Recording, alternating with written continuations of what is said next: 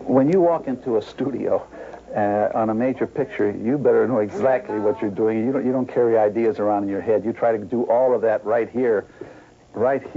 And when you go into the studio, you should have a pretty good idea, because it's pretty expensive time, for the musicians, and the producers don't take to that at all. When you're doing your homework when you're recording, and you start doing your homework, that's not right. Choice words of wisdom from one of today's most versatile talents, illustrious motion picture and television composer Henry Mancini. You all right, Steve? All right, let's run it, please. Here you go, clicks. His current project, Switch, starring Ellen Barkin and Jimmy Smits, once again teams him with longtime collaborator, director Blake Edwards. I read the script first, but once I read the script, I can't really do anything. I can't do anything until I see the picture, because it is such a director's medium that he can take just a little piece of description about something, a car chase or a love affair, something that is just described in a few lines, or a party, something like that. And he can make 10, 15 minutes out of that. He can really shape it to his own means.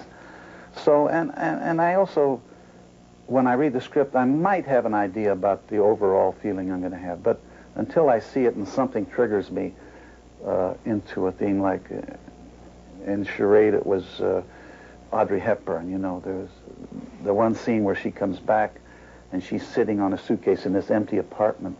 Her husband took off with everything and left her all alone. So all of a sudden it hit me that it was a minor waltz, and this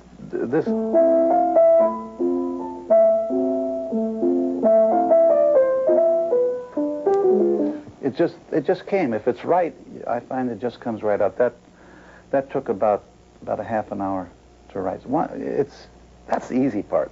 It's getting the mood and the idea. Action. Let's do it. Switch is the 26th film Mancini and Edwards have worked on together. It's been both a long and successful partnership. We've been together quite a long time. I've done most of the work in the last 20, 25 years for him. But I enjoy working for him. And, Blake is the kind of guy that you want. He will give you complete leeway. But if it doesn't make it, he'll tell you. That's like I wish he would. If he didn't, I would probably go crazy. We are friends, aren't we? Sure.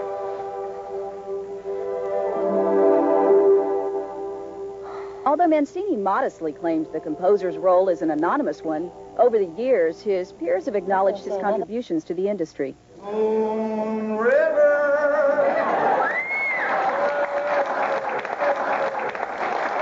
Well, these are the four brothers, as Woody Herman would have said. Oscar #1 was these two. This was Breakfast at Tiffany's for the score, Moon River with Johnny Mercer, 61 and 62, Days of Wine and Roses with Johnny Mercer. And the one on the far end is Victor Victoria. Leslie Bricusse and I won that for Best Song Score. I believe it was, I don't know when it was the mid-'80s, I guess. But there they are.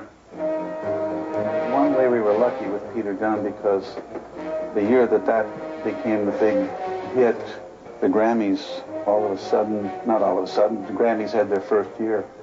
And we won that first night. The Peter Gunn album was the first album of the year. I have 20 of these, but there are only 19 up there, if you've noticed. But the one that's not there broke. And now this one here, look at the hand. See, these have little handles. These are so old that I don't want to touch that. It might fall over. But I'm having the other one repaired, so I think it'll be back here. And this is his little brothers up there. This is how we keep all of every score that I've done. These aren't all of them, but we get them bound up in the books, and we have them here.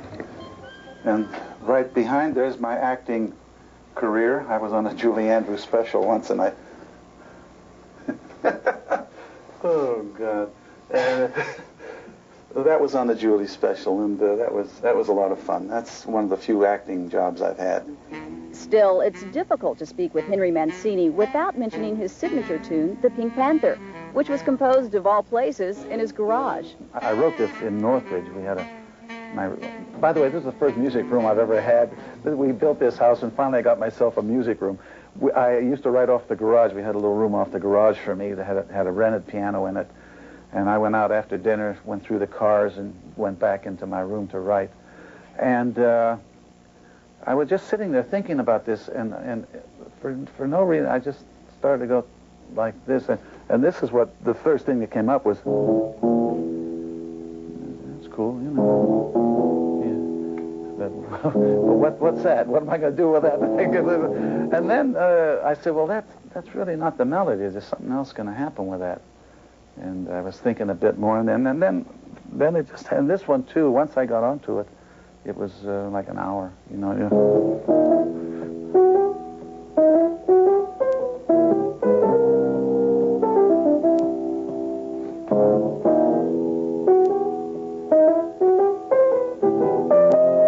I don't know it after 35 years. Has it been that long?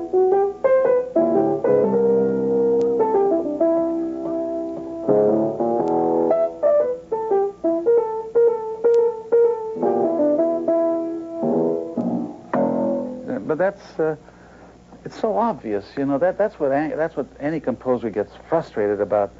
When you do something that works, and you say, why can't I do it again? And this is so obvious. Moon River, you know, Moon River is all on the white keys. You look at it.